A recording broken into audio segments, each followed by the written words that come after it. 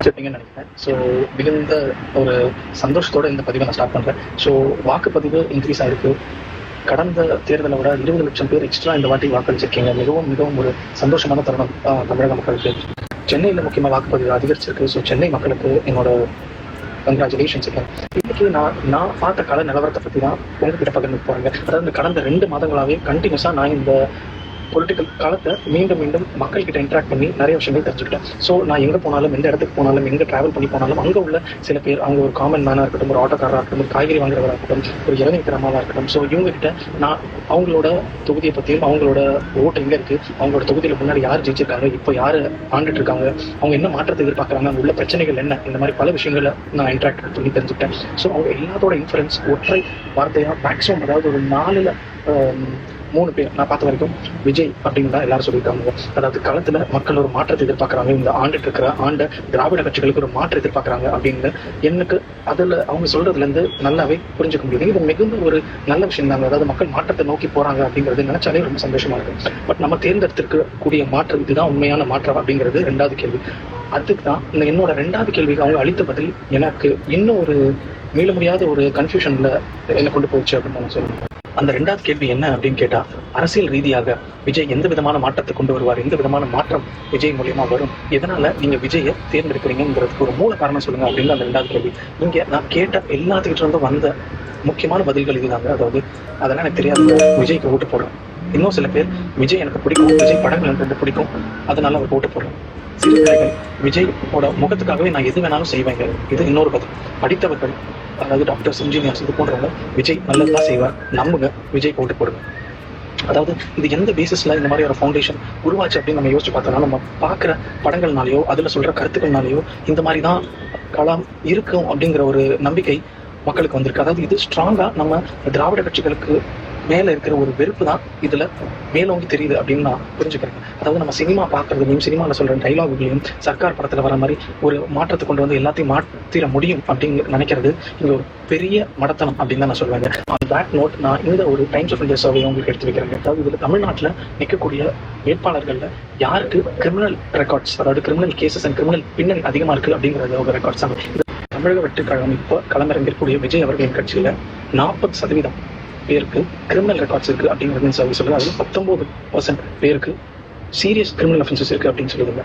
இது இன்ஃபேக்ட் அவங்க எதிர்க்கிற ஸ்டார்க் கான்ட்ராஸ்டா இருக்கிற திராவிட முன்னேற்ற கழகத்தோட 1% அதிகம் அப்படின்னு தான் சொல்லுவாங்க. அதாவது Dravida Munnetra கழகத்துல 40% candidates with criminal allegations, not allegations, criminal cases, and 18% with serious criminal cases. அவங்களோட ஒரு 1% மேலேயே இருக்காங்க தமிழக வெற்றி கழகம் அப்படின்னு சொல்லணும். ஏடிஎம்கேயோட சர்வே எடுத்து பார்த்தா சொல்லவே வேண்டாங்க, அங்கே இவங்க 2 பேரோட நம்பர்ஸ் ரொம்பவே அதிகமாக இருக்கு. ஸோ நம்ம இப்போ திராவிட முன்னேற்ற கழகத்துக்கு மாற்று அப்படின்னு சொல்ற தமிழக வெற்றி கழகம் டிவிகே அவங்களோட கேண்டிடேட்ஸோட லட்சணம் எந்த மாதிரி இருக்கு அப்படிங்கிறத இந்த சர்வீஸ் இருக்கு. ஸோ நீங்க எல்லாரும் ஓட்டு போடுறது விஜய் அப்படிங்கிற ஒற்றை மனிதருக்காக, அவர் நல்லது செய்வார் அப்படிங்கிறதுக்காக. பட் அரசு அப்படிங்கிறது அது ஒரு எந்திரம், அதுக்குள்ள பல பார்ட்ஸ் இருக்கு, பல விஷயங்கள் இருக்கு. அது எல்லாம் சேர்ந்து செயல்பட்டாலும் ஒரு அரசாங்கம் ஆகுதுங்க.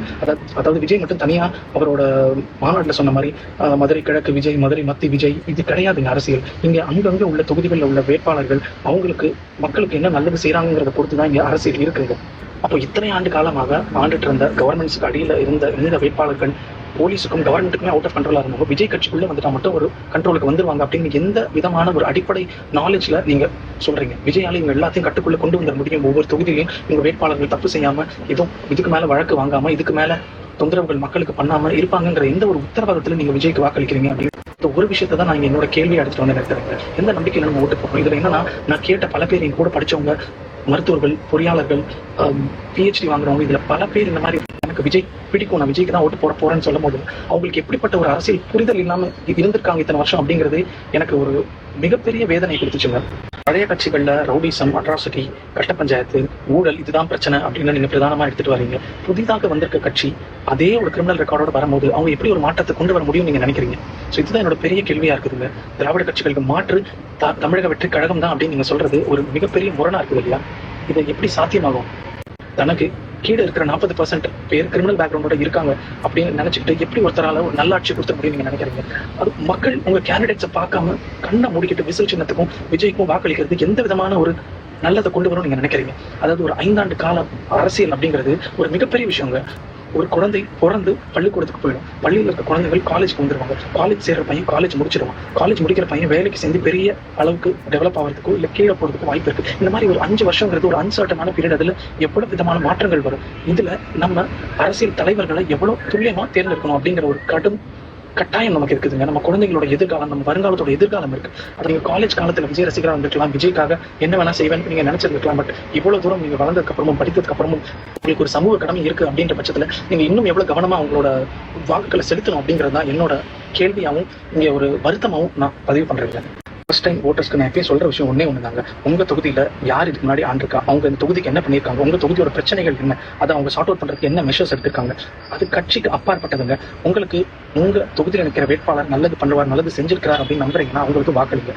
இதுதான் எப்பயுமே ஒரு பிராக்டிகலான அப்ரோச் அப்படின்னு நான் சொல்லுவேன். எல்லாரும் வாக்களிச்சு பிடிச்சிருப்பீங்க. ஸோ இப்போ எதையும் நம்ம மாற்ற போறது கிடையாது.